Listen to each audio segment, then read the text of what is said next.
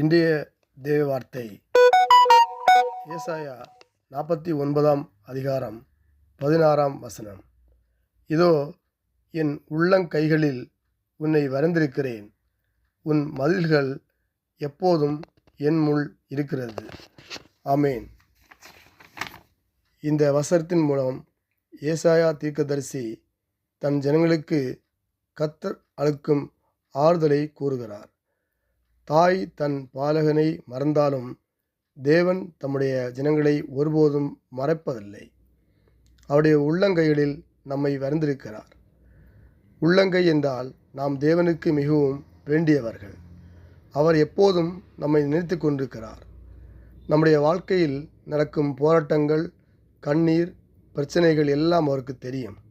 ஆகவேதான் அவருடைய உள்ளங்கைகளில் நம்மை வரைந்திருக்கிறார். பின்னும் அவர் சொல்கிறார், உன் மதில்கள் எப்போதும் என் முன் இருக்கிறது என்று. அதாவது ஒரு வீடு கட்டினால் அந்த வீட்டை சுற்றி மதில்கள் கட்டப்படும் போது பாதுகாப்பாக இருப்பது போல நம்முடைய வாழ்க்கையின் மதில்கள், நம் நிலைமை, எதிர்காலம் போன்றவை எப்போதும் அவருடைய கண் முன்னே இருக்கிறது என்று. மதில்கள் என்பது பாதுகாப்பையும் பாசத்தையும் குறிப்பிடுகிறது.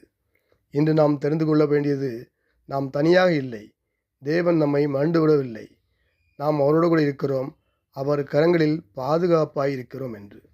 எந்த சூழ்நிலையிலும் நாம் தேவனுடைய கரங்களில் வறந்தவனாய் இருக்கிறேன் என்று நம்பிக்கையுடன் வாழும்போது கர்த்தர் நம்மையும் நம் குடும்பங்களையும் ஆசீர்வதிப்பார். இயேசு நாமத்தில் பிதாவே, ஆமேன். அன்பின் ஆண்டவரே, இந்த புதிய நாளுக்கான கிருபை செய்தபடியால் நம்மை ஸ்தோத்தரிக்கிறோம். இந்த நாள் எங்களுக்கு ஆசீர்வதித்து தரும்படியாக ஜெபிக்கிறோம். ஆண்டவரே, ஊழிய காலை ஆசிரியங்க, பாதுகாத்து கொள்ளுங்க. யார் யாருக்கு நல்ல வேலைகள் கிடைக்கணுமோ நல்ல வேலையை கொடுங்கப்பா. வியாபாரம் பொருளுக்கு நல்ல வியாபாரத்தை கொடுங்கப்பா. நல்ல படிக்கிறவர்களுக்கு நல்ல படிக்க திறனை தாங்கப்பா. நல்ல எக்ஸாம் உதவிச்சிங்கப்பா. நல்ல வேலையில் தாங்கப்பா. ஆசீர்வித்து பாதுகாத்து கொடுங்கப்பா. அப்படி இந்த நாள் முழுதும் வசனத்தை கேட்கிற, தியானிக்கிற, ஜெபிக்கிறவங்களுடைய பிள்ளையை ஆசிரியங்கப்பா.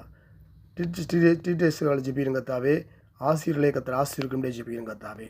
ஒவ்வொரு காரியத்தில் இருக்கிற மக்களை ஆசீர்வித்து பாதுகாத்து பண்ணிடுத்துங்கப்பா.